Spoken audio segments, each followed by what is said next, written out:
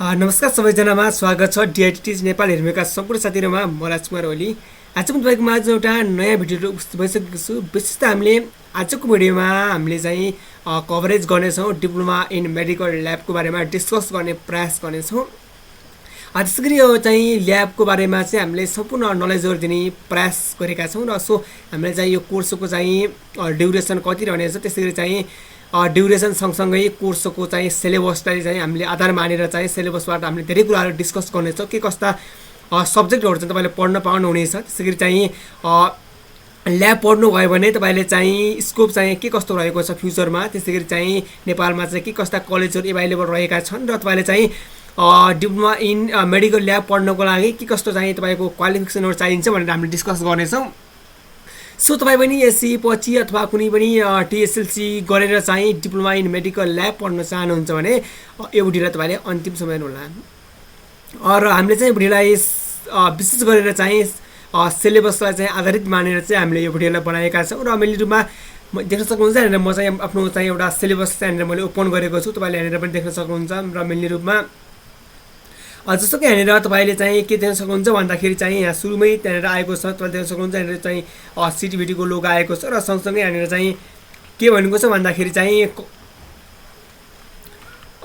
Council for technical education and vocational training curriculum development division भनेको चाहिँ यहाँनिर योभन्दा माथि चाहिँ यहाँनिर हामीले सुरुमा गयौँ भने चाहिँ यहाँनिर certificate in medical laboratory technology भनेको छ अथवा सिएमएलटी अथवा हामीले चाहिँ सर्टकटमा चाहिँ पीसीएल इन ल्याब भनेर पनि भन्ने गरेका छौँ, डिप्लोमा इन ल्याब भनेर पनि भनिन्छ। र मेनली रूपमा चाहिँ यसको चाहिँ नेम भनेको चाहिँ certificate in medical laboratory technology रहेको छ, सिएमएलटी रहेको छ।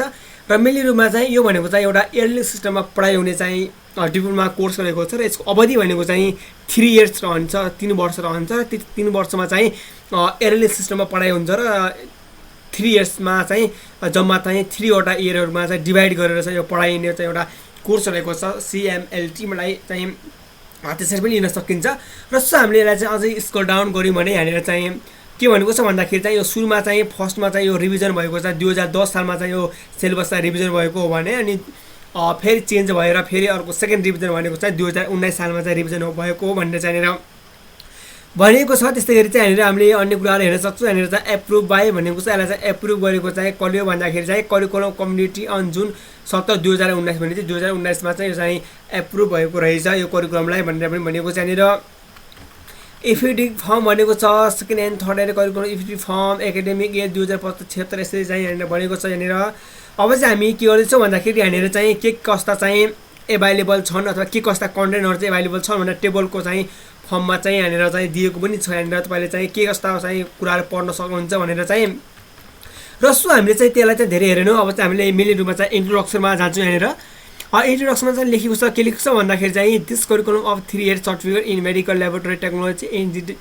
Design to produce middle level scale laboratory personnel equipment with knowledge scale and attitude of medical laboratory with a view to provide diagnostic अनि यस्तै चाहिँ अन्य कुराहरू पनि यहाँ दिएको छ। यी कुराहरू चाहिँ तपाईँले पढ्नु होला। मिडल लेभलमा चाहिँ भनेको चाहिँ ल्याबोरेटरीमा चाहिँ मिडल लेभलको चाहिँ नलेज दिने उद्देश्यले चाहिँ यो कोर्स चाहिँ सञ्चालन गरिएको भनेर पनि यहाँनिर भनेको छ।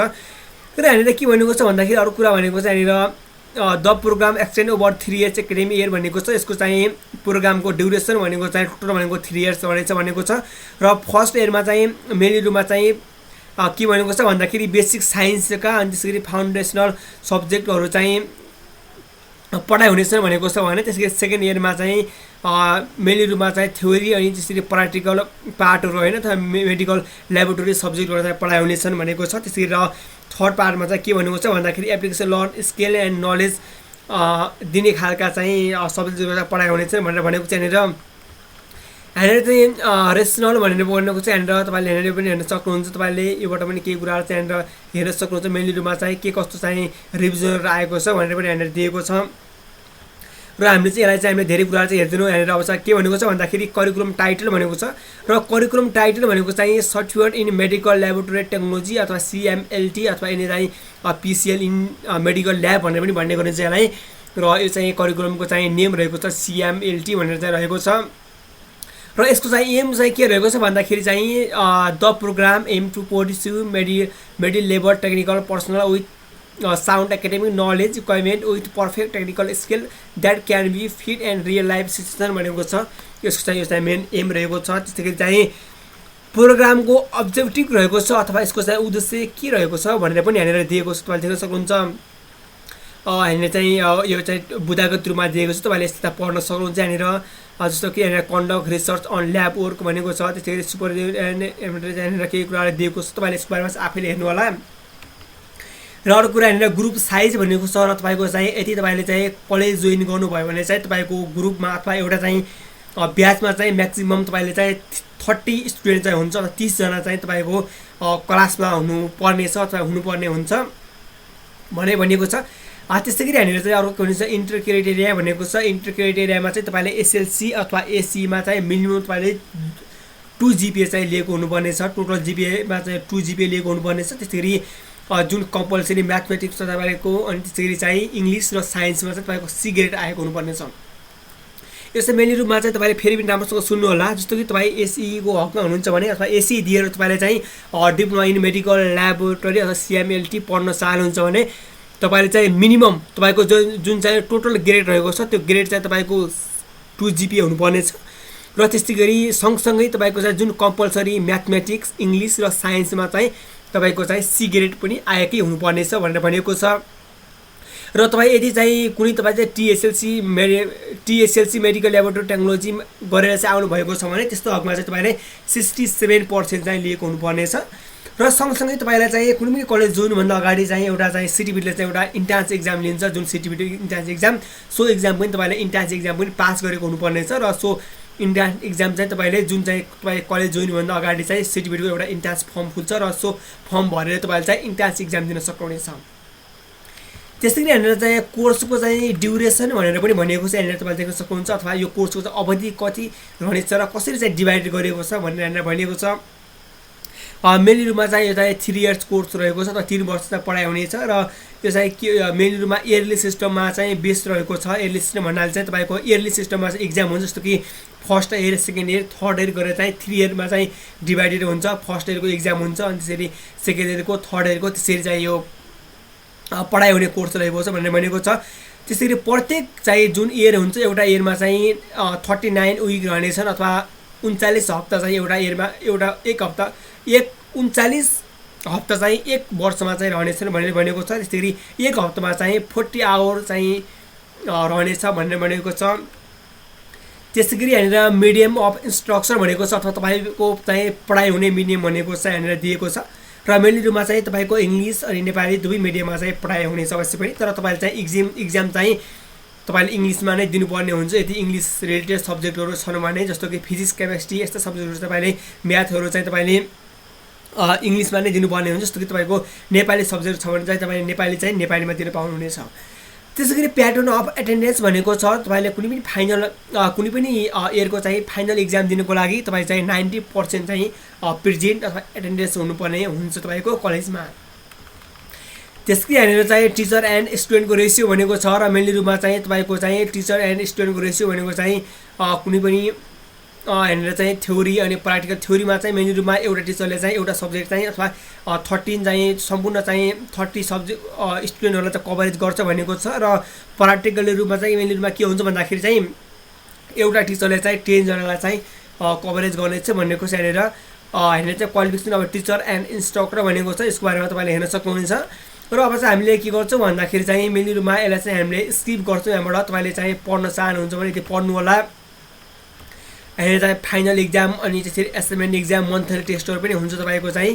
र भनेको छ यहाँनिर तपाईँले अनि ब्याक एक्जामको बारेमा पनि यहाँनिर दिएको छ, तपाईँले देख्न सक्नुहुन्छ। There will be the province of back paper of student pass the subject and yearly within 6 year भनेको छ। मेन रूपमा के हुन्छ भन्दाखेरि यो चाहिँ 3 इयर्सबाट कोर्स रहे तापनि तपाईँले चाहिँ कुनै तपाईँको चाहिँ ब्याक लागेको छ भने त्यो ब्याकको एक्जाम चाहिँ तपाईँले 6 वर्षको अवधिभित्र चाहिँ दिन पाउनुहुनेछ, अथवा 6 वर्षभन्दा पछाडि चाहिँ तपाईँले दिन पाउनु हुँदैन। यदि 6 वर्षभित्र नै तपाईँले सम्पूर्ण ब्याकको एक्जाम यदि तपाईँलाई ब्याक लागेको छ भने त्यो ब्याक चाहिँ तपाईँले कराउनु पर्ने हुन्छ। अर्को भनेको चाहिँ ग्रेडिङ सिस्टम हुन्छ। तपाईँको कुनै पनि इयरली सिस्टममा तपाईँको चाहिँ रिजल्ट आयो भने चाहिँ त्यो रिजल्ट तपाईँले चाहिँ यति 80% भन्दा माथि आएको छ भने त्यो भनेको चाहिँ डिस्टिनेसन रहनेछ। त्यस्तै गरी 65 भन्दा माथि र 80 भन्दा तल आएको छ भने त्यो भनेको फर्स्ट डिभिजन। त्यसै गरी 50 भन्दा माथि 65 भन्दा तल आएको छ भने त्यो भनेको सेकेन्ड डिभिजन रहनेछ भने अर्को भनेको चाहिँ तपाईले चाहिँ यति तपाईको चाहिँ पास मार्क्स भनेको चाहिँ 50% चाहिँ आएको छ भने 50% भन्दा तल र 40 भन्दा माथि आएको छ भने त्यो भनेको पास मार्क रहनेछ। र यहाँबाट चाहिँ तपाईले अब धेरै कुराहरु चाहिँ हेर्न सक्नुहुन्छ। म धेरै कुराहरु यहाँबाट हेरेन। अब चाहिँ म डाइरेक्टली चाहिँ हाम्रो के कस्ता सब्जेक्टहरु चाहिँ पढाइ हुन्छन् त भनेर चाहिँ म चाहिँ कोर्सको स्ट्रक्चरमा जान चाहे भनेर। मेन इयरमा चाहिँ तपाईको फर्स्ट इयरमा चाहिँ 9 वटा सब्जेक्टहरु पढाइ हुन्छन्। जस्तो कि एउटा सब्जेक्ट भने तपाईले पढ्न पाउनुहुन्छ इंग्लिश, त्यसै गरी नेपाली, सोशल स्टडिज अनि एनाटोमी र फिजियोलोजी, त्यसै गरी physics, chemistry, zoology, botany, mathematics and statics भनेर चाहिँ तपाईले 9 वटा सब्जेक्टहरु चाहिँ फर्स्ट इयरमा पढ्न पाउनुहुनेछ। यहाँनिर तपाईलाई थ्योरी चाहिँ कति हुन्छ हैन, थ्योरीमा पनि इन्टरनल एक्जाम कति हुन्छ, त्यसरी फाइनल एक्जाम कति हुन्छ यहाँनिर। जस्तो कि इन्टरनल एक्जाम 20 हुन्छ यहाँनिर, अथवा 80 40 60 यसरी चाहिँ जुन चाहिँ तपाईको चाहिँ फाइनल एक्जाम चाहिँ यहाँनिर चाहिँ यो जुन दिएको छ यो भनेको फाइनल एक्जाम रहेको छ भने यो भनेको चाहिँ इन्टरनल एक्जाम भनेको रहेको छ। त्यसैगरी चाहिँ यतातिर त प्र्याक्टिकल दिएको छ। प्र्याक्टिकलमा चाहिँ तपाईको इन्टरनल प्र्याक्टिकल चाहिँ यति हुन्छ अनि त्यसरी फाइनल प्र्याक्टिकल चाहिँ यति हुन्छ। त्यसैगरी चाहिँ टोटल मार्क्स चाहिँ यति हुन्छ भनेर चाहिँ यहाँनिर तपाईको चाहिँ कोर्सलाई चाहिँ डिभाइड गरिएको छ अथवा मार्क्सको चाहिँ डिस्ट्रिब्युसन पनि गरिएको छ यहाँनिर तपाईले हेर्न सक्नुहुन्छ। र यो थियो हाम्रो चाहिँ फर्स्ट इयरमा चाहिँ तपाईले के कस्ता सब्जेक्टहरु पढ्न पाउनुहुनेछ भनेर। अब चाहिँ सेकेन्ड इयरको बारेमा हामी डिस्कस गरौँ। र सेकेन्ड इयरमा तपाईले मेन इयरमा पढ्न पाउनुहुन्छ एउटा भनेको चाहिँ तपाईले क्लिनिकल माइक्रोबायोलोजी एन्ड इम्युनोलोजी भनेर पढ्न पाउनुहुनेछ। त्यसै अर्को भनेको चाहिँ हिमाटोलोजी एन्ड ब्लड ब्याङ्किङ भनेर, अर्को भनेको चाहिँ क्लिनिक बायोकेमिस्ट्री मेडिकल, त्यसै अर्को भनेको चाहिँ मेडिकल फेरोटोलोजी, त्यसै गरी clinical pathology, public health and first aid भनेर चाहिँ तपाईले यहाँनिर चाहिँ तपाईले यति जुन चाहिँ रहेको छ यहाँनिर 6 वटा सब्जेक्ट चाहिँ तपाईले पढ्न पाउनुहुन्छ सेकेन्ड इयरमा। त्यसैगरी तपाईले चाहिँ फाइनल इयरमा अथवा थर्ड इयरमा चाहिँ तपाईले पढ्न पाउनुहुनेछ। एउटा भनेको चाहिँ हिस्टोप्याथोलोजी एन्ड क्याप्थोलोजी एन्ड अर्को भनेको चाहिँ इन्स्ट्रुमेन्टेसन एन्ड अटोमेसन, अर्को भनेको चाहिँ क्लिनिकल ल्याबोरेटरी एन्ड म्यानेजमेन्ट रहेको छ। अनि त्यस्तै गरी चाहिँ अर्को भनेको चाहिँ क्लिनिकल प्र्याक्टिस आई भनेर चाहिँ सब्जेक्ट रहेको छ अथवा एन्ड प्यारासिटोलोजी रहेको छ। अनि त्यसै अर्को भनेको चाहिँ क्लिनिकल प्र्याक्टिस आइआई रहेको छ। अनि त्यस्तै गरी अर्को भनेको चाहिँ क्लिनिकल प्र्याक्टिस आइआई भनेर चाहिँ, अनि त्यस्तै अर्को भनेको चाहिँ यहाँनिर हिस्टोफोलोजी एन्ड यहाँनिर चाहिँ भनिएको छ यहाँनिर क्याट्रोपोटोलोजी भनेर चाहिँ यहाँनिर चाहिँ यी सब्जेक्टहरु चाहिँ यहाँनिर तपाईले थर्ड सेमेस्टर भन्दा पनि थर्ड इयरमा तपाईले पढ्न पाउनुहुनेछ भनेर भनिएको छ।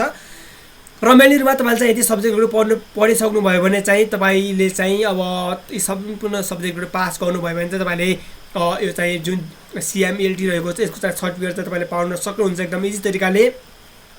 र हाम्रो चाहिँ यदि तपाईले सब्जेक्टहरु सम्पूर्ण सब्जेक्टहरु पास गर्नुभयो भने चाहिँ तपाईको चाहिँ सर्टिफिकेट चाहिँ तपाईले पाउन सक्नुहुन्छ इजी तरिकाले। र तपाईले यदि कुनै पनि सब्जेक्टमा चाहिँ ब्याक लागेको छ भने त्यो ब्याकको एक्जाम पनि तपाईले 6 इयर अवधिभित्र चाहिँ कटाइसक्नु पर्ने हुन्छ।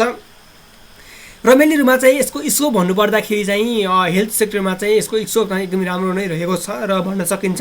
र तपाईले त्यसको लागि चाहिँ के हुन्छ भन्दाखेरि तपाईले राम्रो चाहिँ अङ्क लिएर अथवा राम्रो चाहिँ मार्क्स लिएर चाहिँ पास गर्नुपर्ने हुन्छ। र सँगसँगै तपाईको चाहिँ प्र्याक्टिकल पनि तपाईले एकदमै राम्रो गरेको हुनुपर्ने हुन्छ तपाईले चाहिँ यसमा चाहिँ जबहरु चाहिँ प्राप्त गर्नको लागि।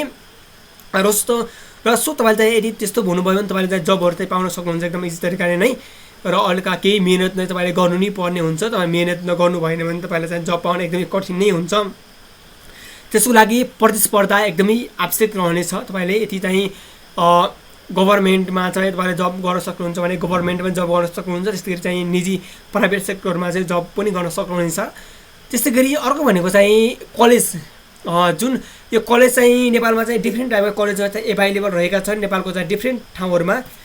र सो तपाईलाई चाहिँ कुन कलेज चाहिँ रहेको छ तपाईको चाहिँ जुन तपाई बसिरहेको अथवा तपाईको घरदेखि नजिकमा चाहिँ के कस्ता कलेजहरु चाहिँ एभाइलेबल छन् भनेर तपाईलाई चाहिँ जानकारी छैन र यदि जानकारी पाउन चाहनुहुन्छ भने त्यो कमेन्ट बक्समा कमेन्ट गर्नु होला। र मैले तपाईको चाहिँ नजिकमा रहेको चाहिँ कलेजहरुको बारेमा चाहिँ डिस्कस गर्ने अथवा तपाईलाई चाहिँ मैले कलेजहरुको लिस्टहरु चाहिँ मैले तपाईलाई लिंकको थ्रुबाट या तपाईलाई चाहिँ नेमहरु चाहिँ कलेजको नेमहरु चाहिँ प्रोभाइड गर्ने चाहिँ प्रयास गर्नेछु तपाईको लागि कमेन्ट बक्समा। र त्यसको लागि तपाईले कमेन्ट बक्समा कमेन्ट गर्नु होला। र त्यसै गरी तपाईँलाई आजको भिडियो कस्तो लाग्यो जस्तो लाग्यो त्यस्तै सल्लाह सुझाव दिन नभुल्नु होला। र अनि सँगसँगै तपाईँलाई चाहिँ यो भिडियो मन परेको छ भने भिडियोलाई लाइक गरिदिनु होला। त्यसै गरी यस्तै किसिमका चाहिँ अन्य भिडियोहरू चाहिँ हेर्न चाहनुहुन्छ भने हाम्रो च्यानललाई सब्सक्राइब गर्नुभएको छैन भने रातो सब्सक्राइब लेखेको बटनमा क्लिक गरेर सब्सक्राइब गरिदिनु होला। त्यसै गरी सँगसँगै आएको घन्टीमा थिचेर अलमा क्लिक गर्नु भने नभुल्नु होला। यो भयो भने के हुन्छ भने तपाईँले चाहिँ मैले जति पनि भिडियोहरू चाहिँ प्रोभाइड गर्नेछु ती सम्पूर्ण भिडियोको नोटिफिकेसन तपाईँले सुरुमै प्राप्त गर्न सक्नुहुन्छ। आजको भिडियोमा यति नै। हाम्रो नेक्स्ट भिडियोमा त्यति दिनसम्मको लागि स्वीकार्नुहोस्। नमस्कार।